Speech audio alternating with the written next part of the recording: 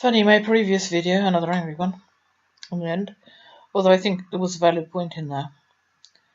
I do think that politeness and good manners play a role in controlling people and making cults successful.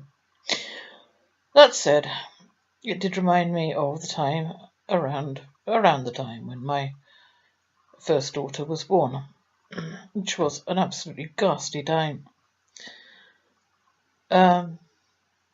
So my brother was sending a duplicate present to my mother to coincide with my 21st birthday, which was 4 weeks after my daughter was born. You'd think I'd know after all this time, wouldn't you? 4 weeks and a day.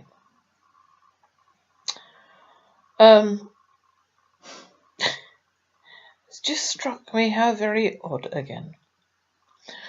Because it was also the time that I went back into hospital, my 21st birthday, with what they eventually decided was septicemia.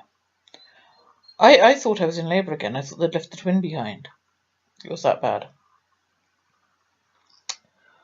So I was readmitted to hospital. And as I say, they eventually decided I had septicemia. And when I got out, which was on the 16th of August, I was only in for a few days. I took my baby home from the foster parents. Had I not done so, she would have been adopted 2 weeks later, a fact I didn't find out until she was 6. But that isn't the point. Both my parents clung to me like glue while I was in labour.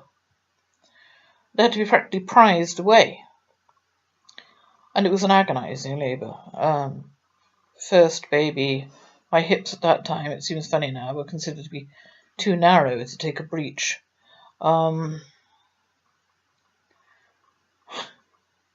First baby.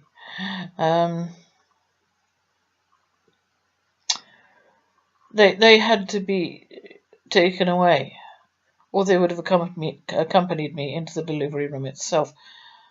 I forget, oh my goodness me, how many hours exactly I was in the delivery room.